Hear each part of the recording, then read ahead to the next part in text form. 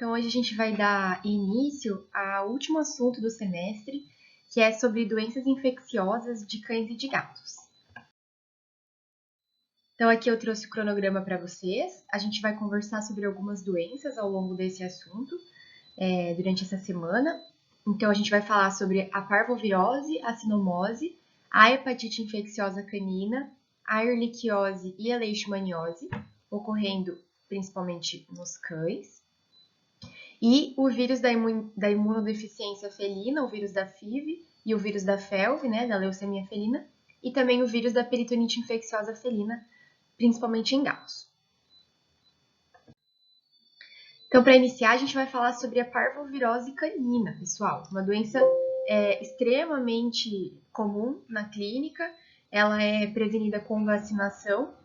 Então, na verdade, a maioria dessas doenças que a gente vai conversar, elas têm a vacinação como um importante método profilático. E por conta disso também, a gente acaba tendo inúmeros casos na rotina de animais filhotes por conta da não conscientização sobre a importância de realização da vacinação da forma correta. Então, a parvovirose, pessoal, ela é caracterizada como uma gastroenterite hemorrágica importante. Então, a gente tem acontecendo uma enterite e uma gastrite hemorrágica muito importante, causada pelo vírus da parvovírus, tá? É uma das principais causas de diarreia em cães filhotes, tá? Então, cão filhote tendo diarreia, principalmente com sangue, o principal diferencial é a parvovirose. Acontece principalmente em cães jovens, então filhotes abaixo de 6 meses, que têm um histórico de não serem vacinados ou serem vacinados com uma vacinação imprópria, ou não realizaram o protocolo vacinal corretamente e que tem algum, então, nível de imunodeficiência nesses pacientes, tá? Eles acabam sendo os mais susceptíveis. Por que acontece isso nesses animais abaixo de 6 meses, né? Porque lá pela 6ª semana de vida do animal, a gente já tem um sistema imune deficiente, né? Os filhotes eles já estão saindo para desmama, né? Eles já estão desmamando, não estão mais ingerindo colostro, né? Caracterizado então pela presença dos anticorpos maternos. Então, é a época da janela de susceptibilidade desses animais, né? De 4 a 6 semanas. Então, é justamente nessa fase que o animal ele não é vacinado e ele acaba sendo muito susceptível por essa doença, que é extremamente contagiosa e comum. Então, a doença ela tem uma relação direta com a imunidade do animal. Algumas raças, né? Existe uma maior virulência nessas raças, o Doberman, Rottweiler, Pastor Alemão, Labrador, Pitbull. E se vocês lembram o que significa virulência, é a capacidade do vírus de causar dano, de agravar o quadro clínico. Então, essas raças, elas acabam tendo a doença de uma forma muito mais grave do que cães de outras raças por conta dessa característica. É uma doença com alta morbidade e alta mortalidade. Infelizmente, a gente perde muito paciente para parvovirose todo ano, por conta do vírus ele ser muito patogênico e ser uma doença muito contagiosa entre os animais. E o prognóstico, por conta disso, ele acaba sendo ruim. Então, ela é causada pelo parvovírus canino. Existem 2 tipos virais, né? O parvovírus canino do tipo 1 ou o CPV tipo 1. É o menos patogênico, tá? Ele não causa aquela gastroenterite clássica nos animais, mas ele é responsável pela miocardite em neonatos. Então, se vocês lembrarem lá da patologia, o vírus da parvo, quando ele acomete animaizinhos recém-nascidos, eles podem vir a óbito por miocardite, lesão cardíaca decorrente do parvovírus. Então, é essa cepa aqui, parvovírus canino tipo 1.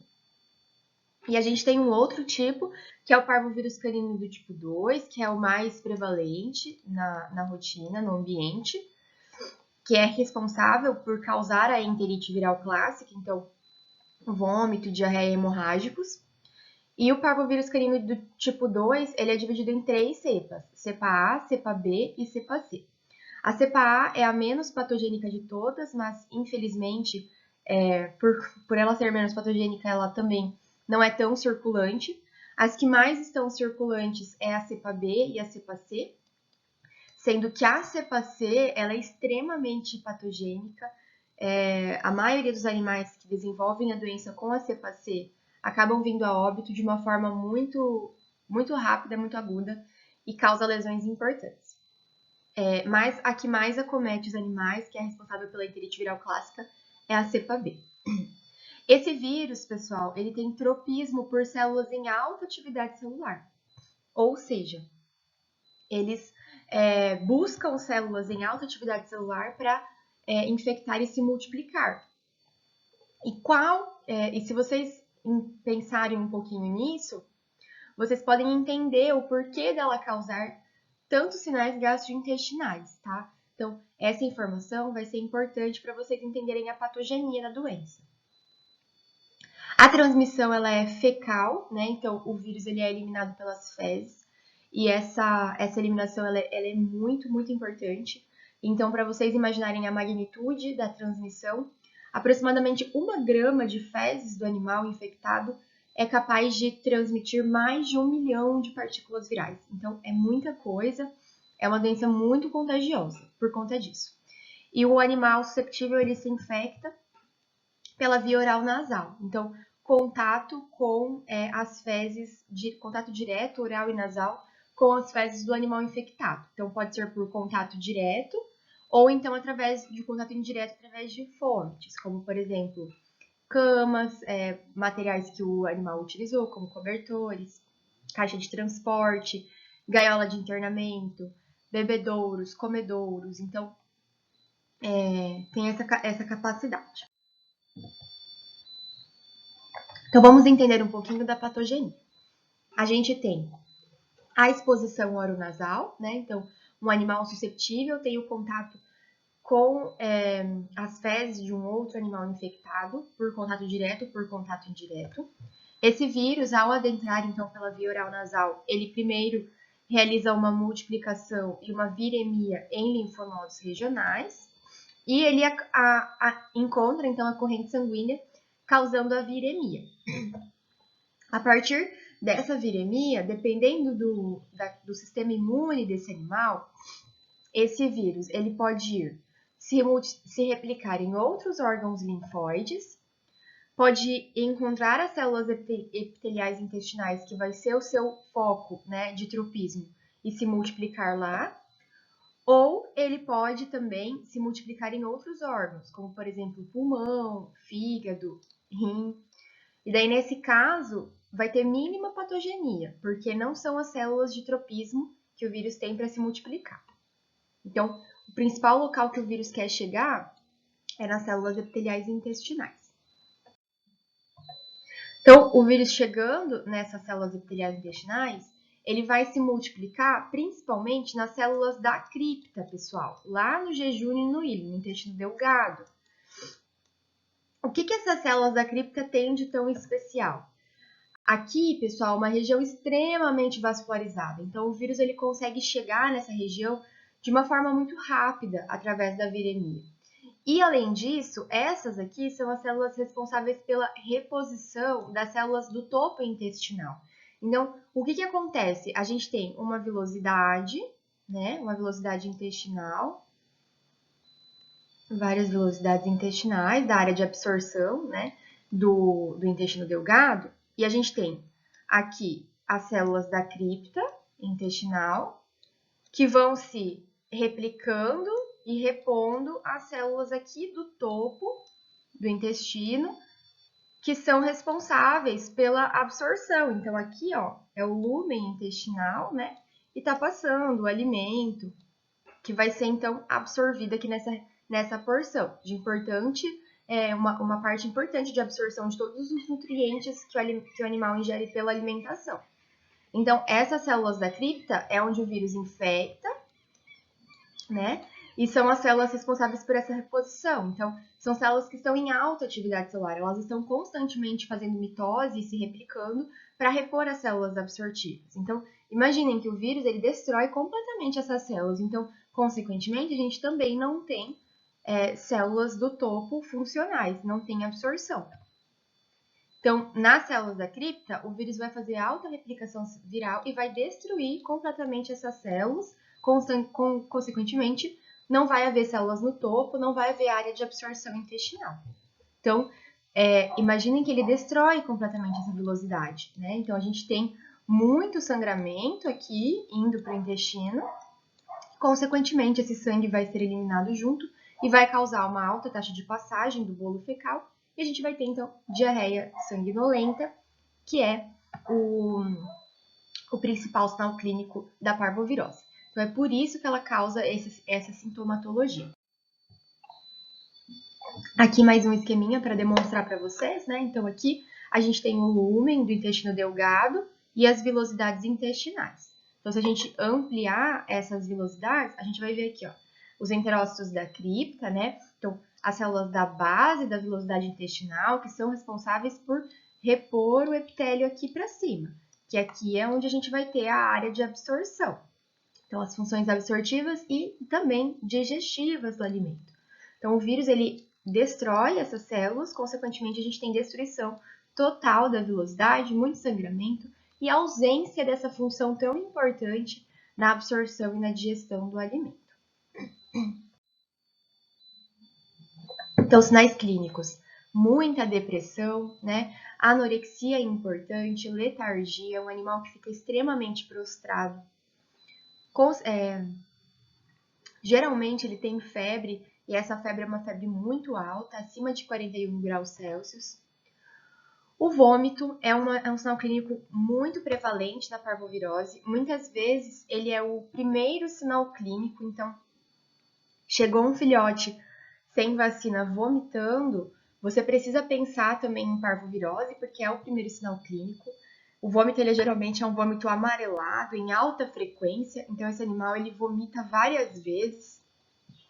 E a diarreia característica, que é o melena, né? Então, uma diarreia de intestino delgado, extremamente sanguinolenta, com sangue digerido, um odor bem fétido por conta desse sangramento intenso e a gente pode até mesmo ter presença de fragmentos de mucosa intestinal junto nas fezes desse animal, coágulos, né, em casos mais graves. Consequentemente, esse animal ele vai ter um atraso no desenvolvimento corporal e uma perda de peso importante por conta da destruição da área absortiva do intestino. E por vezes esses animais eles desenvolvem uma sequela importante que é a síndrome da má absorção intestinal. Então, esses animais eles se recuperam da parvo e algum tempo depois eles voltam apresentando síndrome da má absorção. Então, essa velocidade que morreu, ela não volta mais a ser funcional e a gente perde então uma área importante de absorção de nutrientes. Esse animal ele pode sim ficar com síndrome da má absorção intestinal. Então, aqui algumas imagens para ilustrar para vocês o que é a parvovirose, tá? Então, essa é a diarreia característica, tá? Então, é diarreia muito profusa, em grande quantidade, extremamente sanguinolenta, com sangue indigerido, mais escurecido. O animal, ele tem alta frequência de defecação, então, geralmente ele fica com a região anal aqui muito suja, tá? Inclusive, é uma questão de higiene, de cuidado durante o internamento do animal com parvovirose.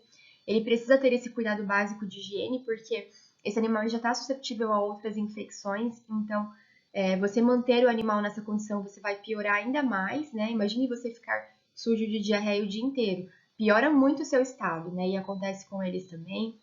É um animal que por vezes chega assim, extremamente deprimido, extremamente desidratado e algumas vezes até ele pode chegar em choque hipovolêmico, né? Por conta da desidratação intensa devido a tanta perda que ele tem por diarreia e por vômito.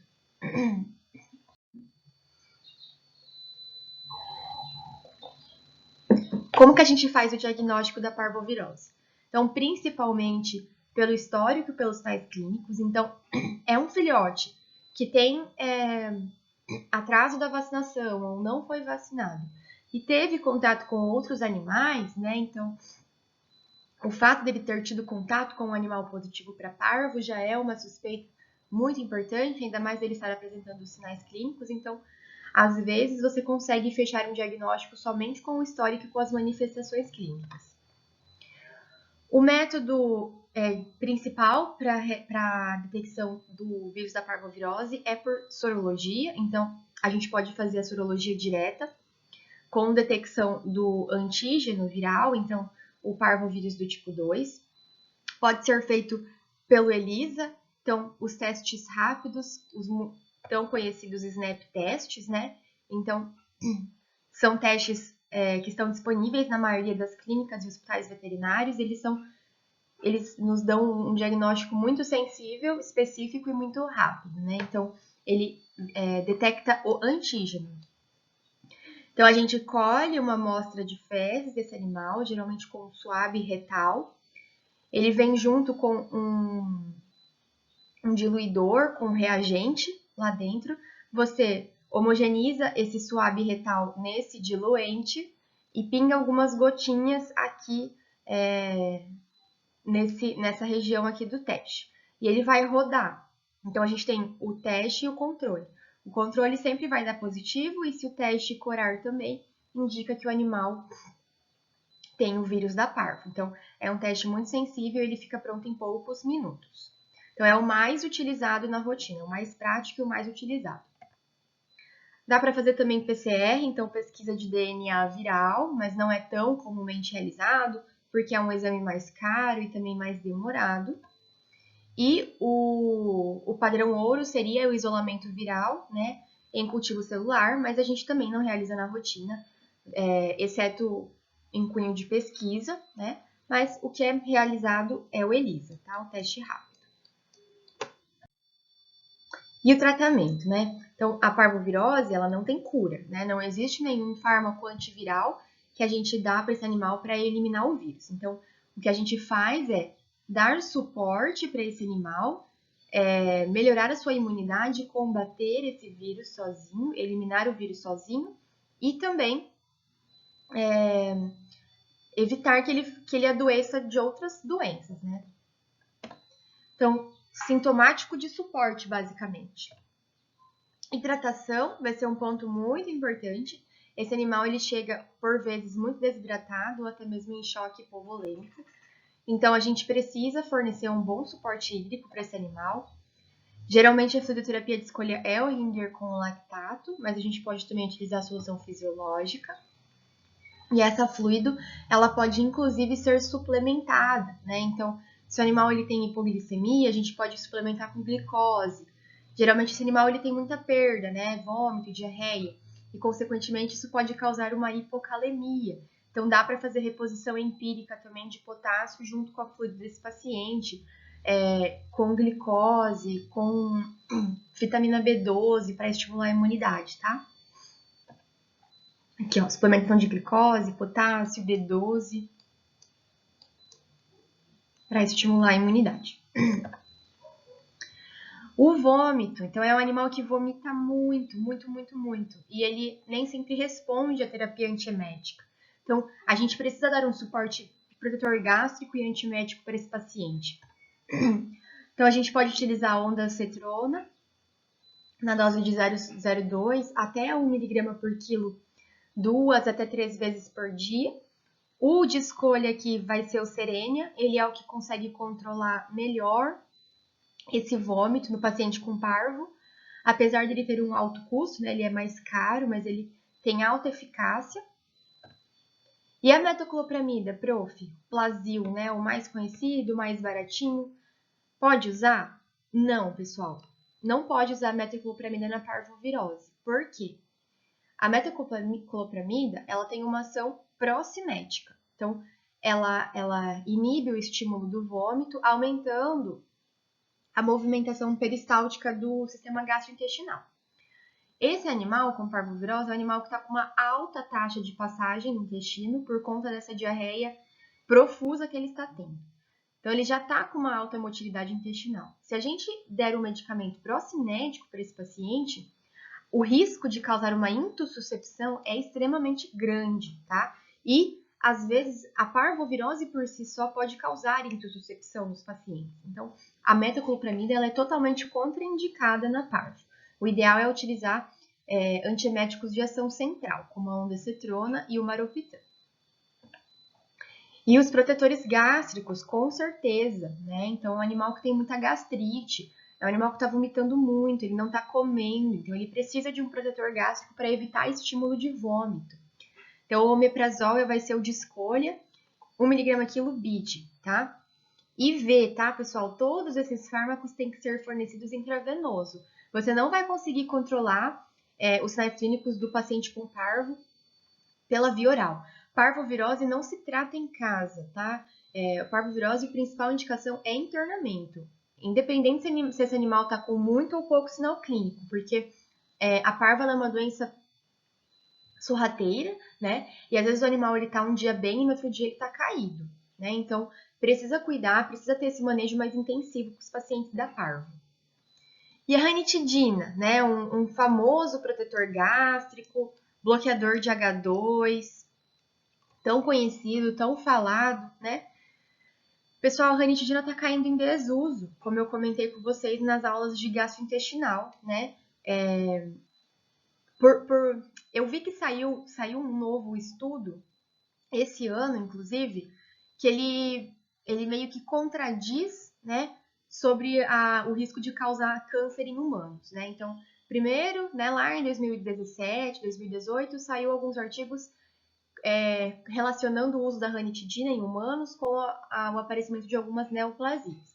E por conta disso, ela foi tirada do mercado. Então, já estava difícil de encontrar ranitidina, né? Só que agora saiu um novo estudo falando que não, que, na verdade, a ranitidina não tem relação com esses tumores e pode ser que ela volte a ser utilizada. Mas não é por isso que a gente não usa ranitidina, tá, pessoal? Não é pelo risco de neoplasia, não é porque ela saiu do mercado. A gente não está utilizando ranitidina nos nossos pacientes porque saiu um consenso em 2018 sobre a utilização de protetores gástricos e nesse consenso eles se reuniram, né, vários especialistas do mundo todo em gastrointestinal que realizaram vários estudos com todos os protetores gástricos e eles chegaram num consenso de que a ranitidina ela não tem eficácia e que o omeprazol, fornecido 2 vezes ao dia, tem muito mais eficácia no controle na proteção gástrica do que a ranitidina e também ele tem uma maior concentração plasmática do que a RANI. Então é por isso que a gente não está usando RANI, tá? Porque saiu um consenso falando que ela não tem eficácia. Então, a gente vai preferir aqui o omeprazol. Se vocês não tiverem esse consenso, não lembro se eu coloquei lá no material de gastrointestinal, mas eu vou colocar o consenso aqui então, para vocês darem uma lidinha. A diarreia, ela deve ser controlada, mas a gente não vai utilizar antidiarreico, tá? A gente não quer que esse paciente pare de ter diarreia de forma súbita. Por quê? Porque as fezes é o principal meio de eliminação do vírus e a gente quer que ele elimine o mais rápido possível esse vírus. Então, a gente não vai fazer fármaco para interromper a diarreia, tá? O que a gente vai fazer é dar suporte, né, para esse animal, suporte hídrico, suporte higiênico também e outros fármacos para modular a flora bacterial intestinal desse animal. Então, a antibiótico terapia tem que estar sempre presente. Então, atender um animal com parvo internou, a primeira coisa que você vai colocar na prescrição dele é o antibiótico. E essa antibiótico terapia, ela tem que ser agressiva, de amplo espectro. Porque esse paciente com parvo, por conta de toda aquela destruição intestinal e baixa imunidade, ele fica extremamente suscetível a infecções bacterianas secundárias e também fica muito suscetível à translocação bacteriana, né? Por conta da destruição intestinal, que é um ambiente rico em bactéria. Então, o risco desse animal ter sepse é enorme. O paciente com parvo, ele não morre do vírus, tá? Ele morre de sepse por conta das infecções bacterianas secundárias. Então, precisa ser uma antibiótico terapia de amplo espectro. Geralmente, a gente associa antibióticos gram-positivos, gram-negativos e anaeróbicos. Por exemplo, cefalotina com metronidazol e enrofloxacina, por exemplo, tá? Então, é uma antibiótico terapia bem agressiva que esse paciente precisa. O uso do sucralfato ou sulfato de bário são fármacos que eles criam uma camada protetora gástrica e gastrointestinal nesse animal, tá? Dá para ser fornecido via oral ou intrarretal. A via intrarretal tem muito benefício, pessoal, principalmente o bário, porque esse animal está com a mucosa intestinal totalmente deflagrada, totalmente destruída. Esse animal tem muita dor, né? Então, fazer um fármaco que cria uma camada protetora intestinal é excelente para esse animal. Então, dá para a gente fazer direto intrarretal, então a gente acopla uma seringa lá na saída do ânus do animal com uma sondinha nasogástrica e injeta o bário lá dentro e deixa. A gente pode fazer isso 1 ou 2 vezes ao dia, que ajuda bastante. Dá para fazer o sucralfato também e dá para fazer oral. Só que o problema de fazer o sucralfato oral é que talvez ele não tenha sua ação preservada até lá no intestino. Talvez ele vai ser mais benéfico para as gastrites muito crônicas. E o sulfato de bário é a mesma coisa.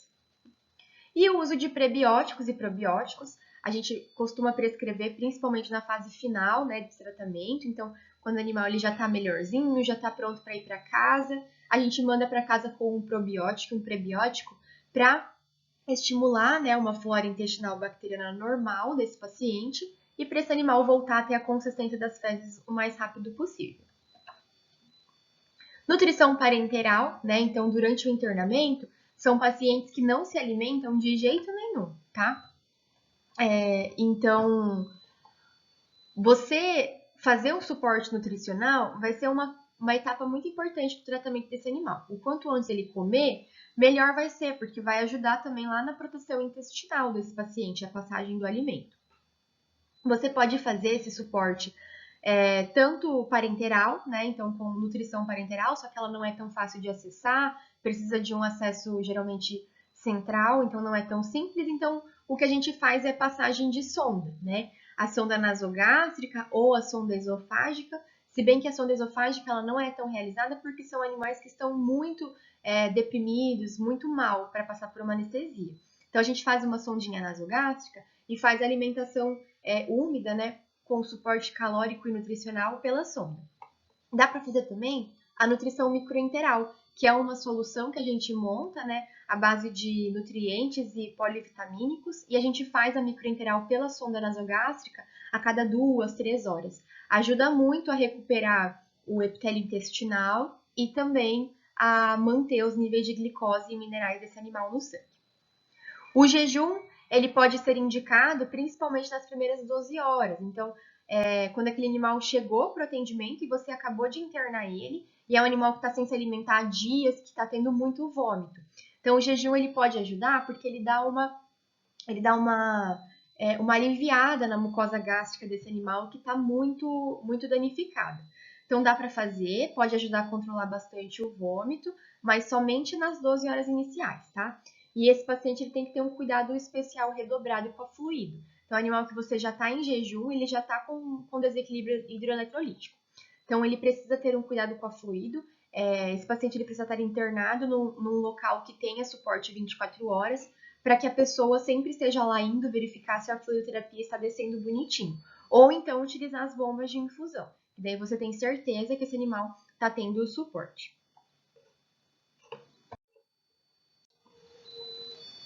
A vacinação, na verdade, é assim, pessoal, a profilaxia, ela vai ser o principal tópico dessa aula, tá?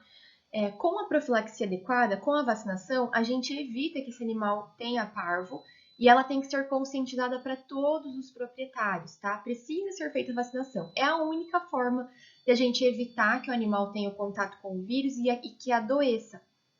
E a parvo é uma doença muito grave, traz muitas consequências, são animais que precisam de um internamento longo.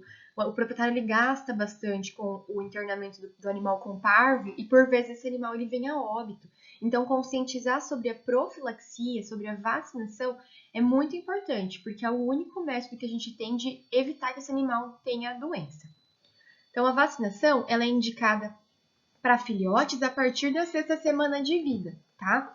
A gente utiliza as vacinas vivas atenuadas, né? Então, são as polivalentes, né? A V10, a V8, tem a PUP também. E elas têm a característica de ter um alto título viral com baixa antigenicidade, então elas têm uma excelente eficácia. Elas são do grupo das vacinas essenciais obrigatórias, então todos os filhotes a partir da 6ª semana devem ser vacinados com a polivalente. A polivalente, além do vírus da parvo, ela também tem o adenovírus, o vírus da sinomose, o vírus da lepto. Então, ela é uma vacina extremamente completa que deve ser feita. A gente faz 3 doses da primovacinação, então o animal filhote, a gente dá 3 doses com intervalos de 21 dias e depois reforços anuais, uma vez por ano. Além disso, outros cuidados que a gente tem que ter. Esse animal, ele precisa estar isolado. Então, a partir do momento que você diagnosticou o animal com parvovirose, ele precisa ser isolado de todos os outros animais. O animal que ele é internado, ele precisa ser internado num internamento específico para doença infecto-contagiosa. Então, tem que ser um isolamento hospitalar, né? Um local afastado dos outros animais, com geralmente baias de cerâmica para facilitar a limpeza. E pouca capacidade, né? Para a gente não ter um risco de mais contaminação dentro desse internamento. O ambiente ele tem que ser limpo e desinfectado, todo o ambiente que o animal teve contato e todos os fômites também, né?